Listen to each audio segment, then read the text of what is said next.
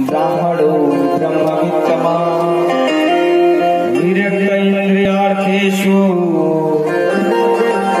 प्रशांतात्मा जितेन्द्र। भगवान श्री कृष्ण का सखा है, कोई भी भगवान श्री कृष्ण का सखा हो सकता है। स्पष्ट नहीं लिखा है कि सुदामा जी है। सु मतलब सुंदर और दाम मतलब देह। जिसका शरीर सुंदर हो वही सुदामा होता है। तो भगवान श्री कृष्ण का सखा हम सब भी हो सकते हैं। हमारा शरीर सुंदर होगा तो हम भगवान का सखा बन सकते हैं। लेकिन हम सब क्या है? उदामा है, सुदामा नहीं है। कृष्ण का सखा है सुदामा। तो सुदामा महाराज के बारे में कहते हैं, बड़े बड़े विशेषण से सुदामा के बारे में वर्णन किया कि कैसे सुदामा जी ब्राह्मण है, ब्रह्मविद्म है, विरक्त इंद्रिय है।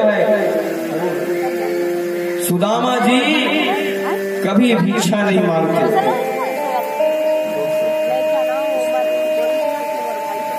सुदामा जी जीवन में कभी किसी से भिक्षा नहीं मांगते। सुदामा जी तो जो मिल जाता है सुदामा को उसी में जीवन यापन करते सुदामा। लेकिन सुदामा की जो पत्नी है उसका नाम है सुशीला। सुशीला सुशीला को सुखदेव जी दरिद्र कहकर पुकारे। सुदामा को ज्ञानी कहा है, सुशीला को दरिद्र कहा है। सुदामा कभी किसी के सामने हाथ नहीं पसारता। सुदामा चौराहे में बैठ जाता है और जो कुछ भी कोई सबको कथा सुनाता है। जिसको जो देना होता है दे देता है। लेकिन सुशीला के घर में 4 बच्चे हैं। इतनी गरीबी है इनके घर में कि कई दिन तक खाने के लिए कुछ नहीं मिलता। सुशीला को नून तेल लकड़ी सबकी चिंता रहती है। 4 बच्चे हैं घर में और इतनी दरिद्रता है घर में इनके कि खाने के लिए कुछ नहीं मिलता। तन पर एक कपड़ा नहीं, कपड़ा है वो भी फटा फटा पुराना है। एक बार ऐसा हुआ कई दिन तक खाने के लिए कुछ नहीं मिला। सुदामा भूखा प्यासा सभी बच्चे रहने लगे। कहा मैया भूख लग रही है, खाने के लिए भोजन दीजिए।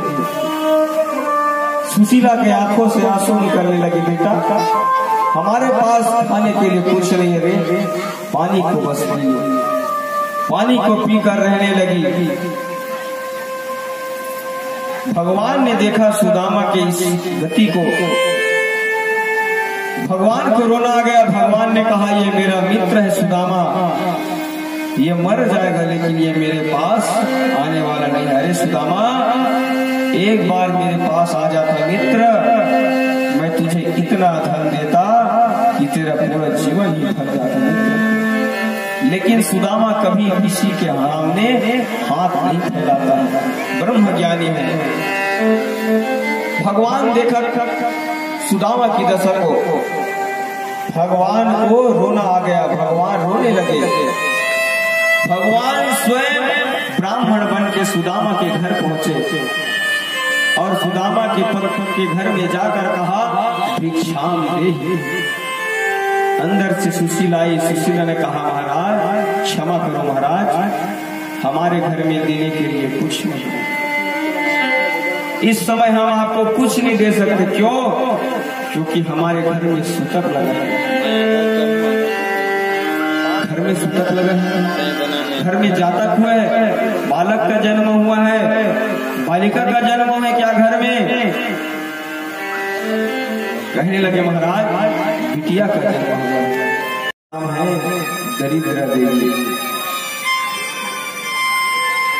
दरिद्रा देवी का जन्म हुआ है प्रभु, और जब से मेरे घर में दरिद्रा ने जन्म लिया है देने के लिए लेना देना सब बंद हो गया है।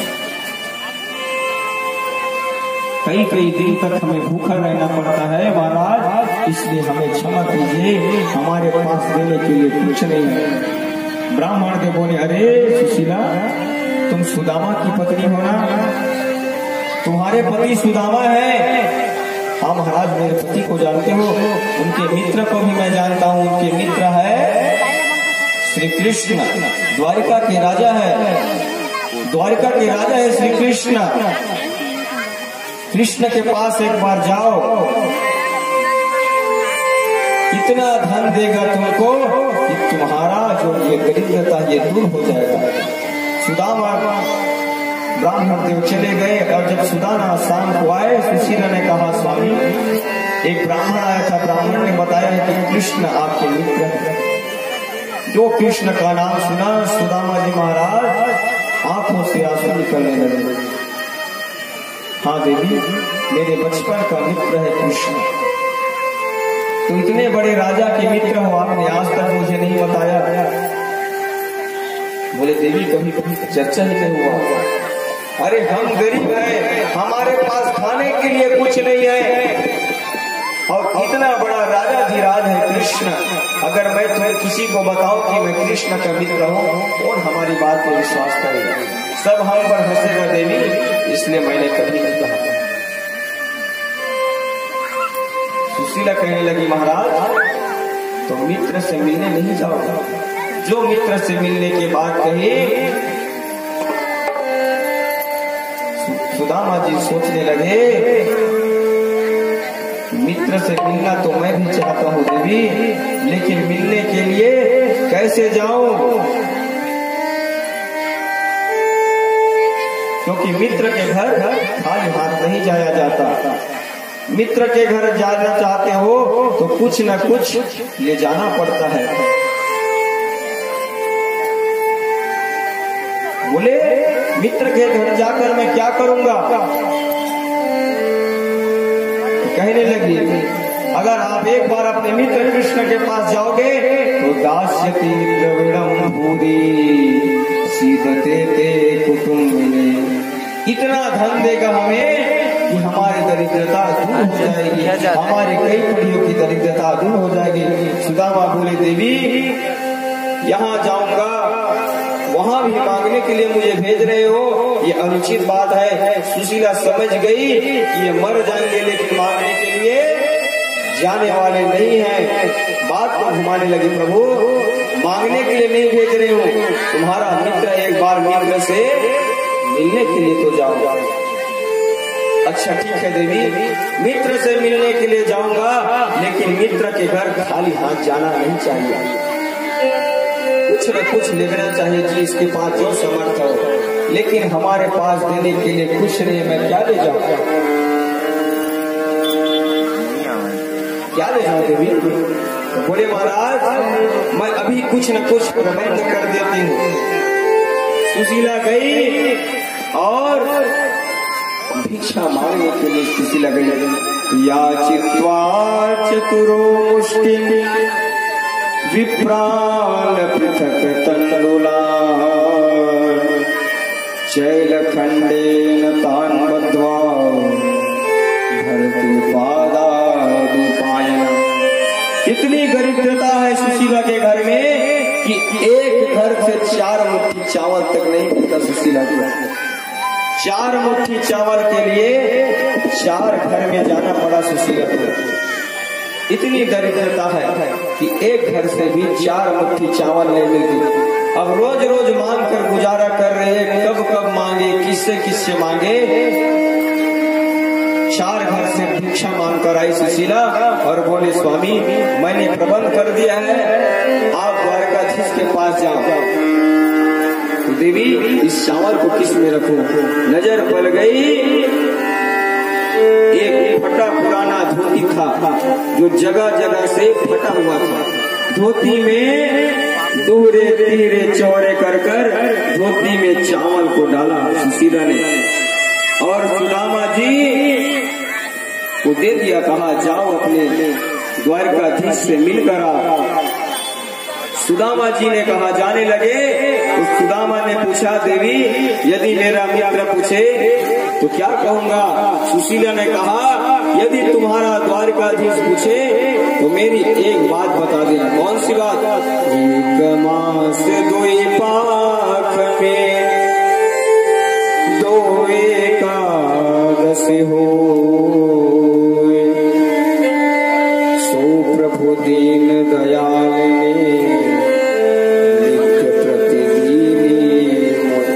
आंख से आंसू निकल गए सुशीला के और रोते हुए के लिए कहने लगी, हे प्रभु, महीने में 2 एकादशी होता है और एकादशी के दिन कोई भोजन नहीं करता आपका भक्त, लेकिन मेरी ऐसी दशा है कि मेरे घर में रोज एकादशी का व्रत होने लगा है। खाने के लिए नहीं मिलता, खान पान का कुछ ठिकाना नहीं है, बच्चे भूखे रहते हैं, रोते रहते हैं। उसका महीना था, कड़कड़ाती ठंड और सुदामा जी के तन में कपड़ा भी नहीं था। लकड़ी को सहारे लेकर बगल में 4 घर का मांगा हुआ चावल को लेकर सुदामा जी जाने लगे। सुदामा जी को जाते देखा, सुशीला की आंख से आंसू निकलने लगे और भगवान से प्रार्थना करने लगे, प्रभु इतनी ठंड में ये किलकिलाते हुए ठंड में जा रहे मिलने के लिए, प्रभु आपके तो पूरा शरीर ही लाल है, लाल ही लाल की लाल ये लोचन, लालन के मुख लाल ही वीरा, लाल ही बाग बने अति सुंदर, खड़े यमुना के। हे प्रभु, आपको चारों तरफ आपके शरीर में लाल ही लाल है, लेकिन मेरे सिंदूर में जरा सी लाल है प्रभु, इसलिए मेरे पति की रक्षा करना प्रभु। कड़कड़ाते धूप ठंड में जा रहा है मेरे स्वामी, इसलिए इसकी रक्षा करना।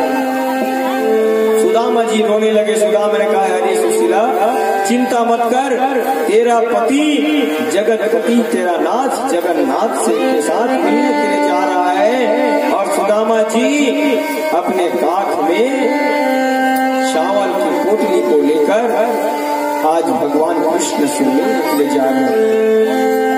चले श्याम सुंदर से मिलने सुदामा,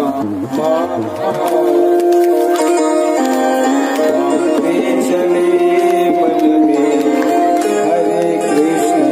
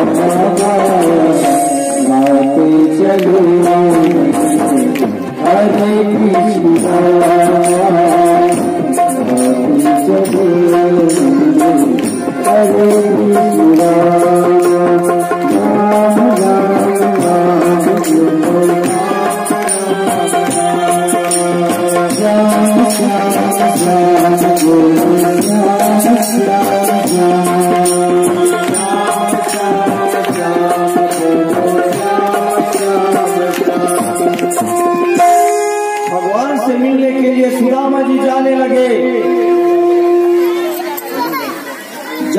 सुदामा जी चलते चलते सुदामा जी महाराज थक गए, पैर में पादुका नहीं पहनने के लिए थक गए सुदामा महाराज। और सुदामा जी चलते चलते थक गए, एक वृक्ष के किनारे वृक्ष के नीचे बैठकर सुदामा जी आराम करने लगे। और सुदामा नींद पड़ गया सुदामा का। सुदामा जी महाराज को देखा भगवान कृष्ण को दया आ गई और सोते हुए सुदामा को भगवान द्वारका में ले आए।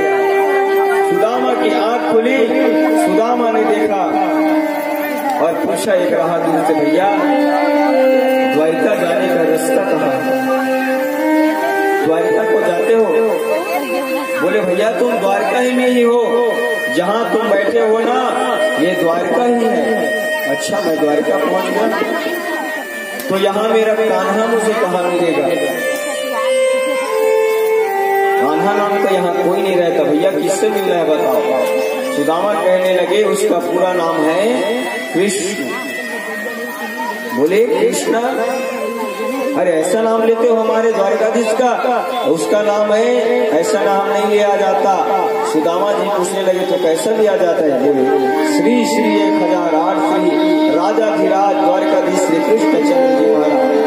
सुदामा ने सोचा, सुदामा जी संकोच करने लगे, मेरे कृष्ण का इतना बड़ा नाम हो गया, मुझ छोटे से आदमी को पहचानेगा कि नहीं। संकोच करने लगे और सुदामा जी बड़े बड़े महल को देखकर सोचने लगे और जैसे ही जाने लगे द्वारकाधीश के महल में द्वारपालों ने रोक दिया, कहाँ जा रहा है? भागवत के अनुसार सुदामा को किसी ने नहीं रोका। भागवत में स्पष्ट लिखा है कि सुदामा जी सीधे अंतःपुर चले गए, लेकिन भगवान के भक्त नरोत्तम दास नाम के कवि, उन्होंने बड़ा सुंदर भाव व्यक्त किया है कि जैसे ही सुदामा महल के अंदर जाने लगे, दो द्वारपालों ने रोका, कहा रे ब्राह्मण कहाँ जा रहा है, किससे मिलने जा रहा है? न जगातन में प्रभु जाने को आए बसे के ही ग्रामा, धोते फटे से लटे दुपटे पावलो द्वार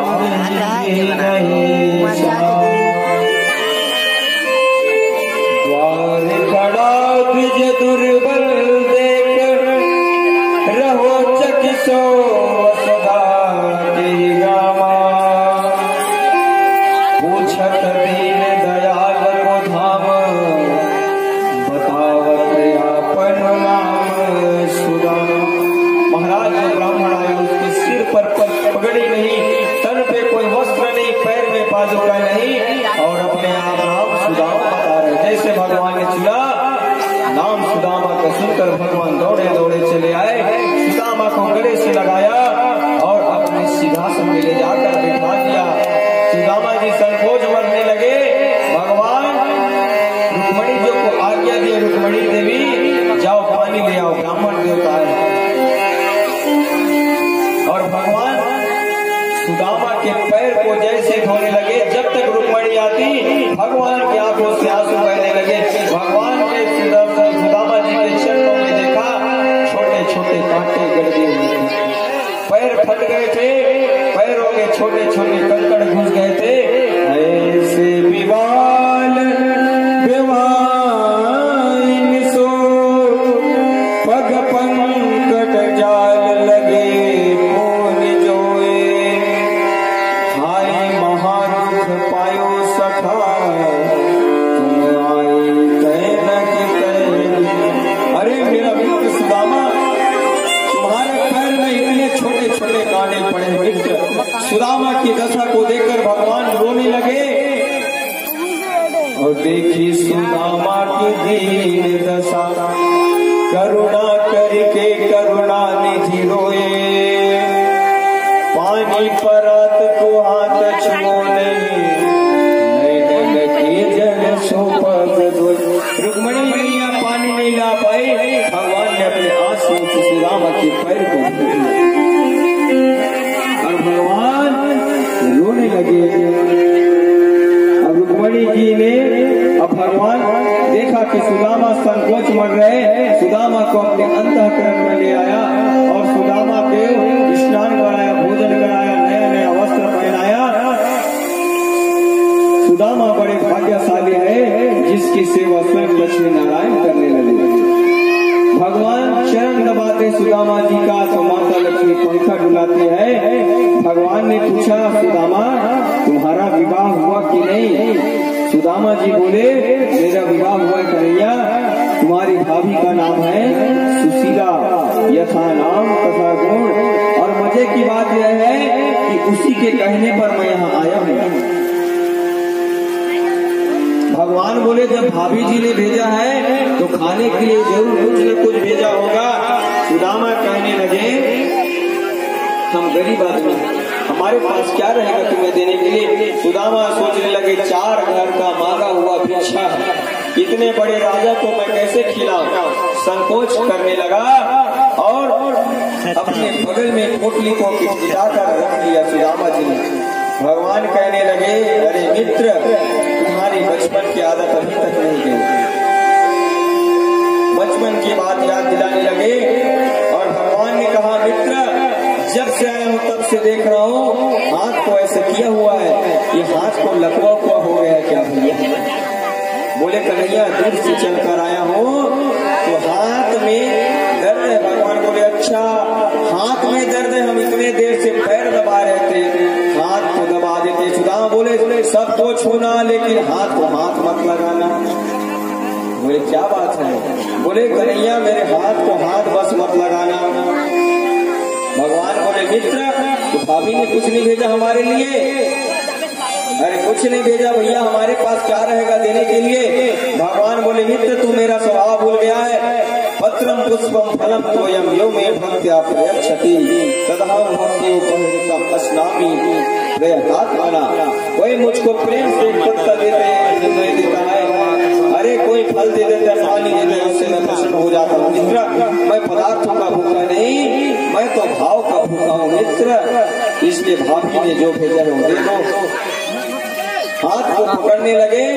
सुदामा जी कहने लगा, हाथ को हाथ मत लगाना, और भगवान सुदामा के हाथ से पोटली को छीन लिया और जैसे भगवान एक तांदुल खाए, एक लोक का राज सुदामा को दे दिया। दूसरी मुट्ठी उठाना चाह रहे थे, रुक्मणी जी ने हाथ पकड़ लिया। क्यों? क्योंकि ब्राह्मण देवता है और ब्राह्मण के लाए प्रसाद को प्रेम से देना चाहिए, अकेले अकेले नहीं खाना चाहिए। ब्राह्मण का प्रसाद है महाराज, सबको एक साथ दिल बांट कर खाना चाहिए। और प्रेम के वश में आप चावल को खाए जा रहे, पेट खराब हो गया तो इसलिए रुक्मणी जी मना करने लगी।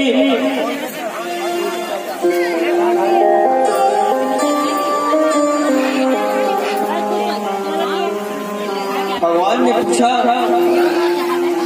एक मुट्ठी चावल को खाया, एक रोग दे दिया। श्रीमद् भागवत के अनुसार सुदामा जी का लाए हुए तांदुल को भगवान केवल एक मुट्ठी खाए। और भाभी ने पूछा, और भगवान ने पूछा, भाभी जी ने कोई संदेश दिया है? सुदामा जी बोले, तुम्हारी भाभी ने कहा, एक माह दोई पाक में दो एकादश हो, तो प्रभु दीन दयाल ने नित्य प्रतिदिन। भगवान के हाथ से आंसू निकल गए और भगवान ने संदेश भिजा दिया, होनी थी सो है गई, पर अब न ऐसे होए, भाभी तेरे भवन में नित्य द्वादशी हो। बोले भक्तवत्सल भगवान के। सुदामा जी पूछने लगे, लाला तुमने विवाह किया कि नहीं? सुदामा बोल, कन्हैया बोले, अब आए हो तो प्रेम से मिलवा ही देता हूँ। तो सभी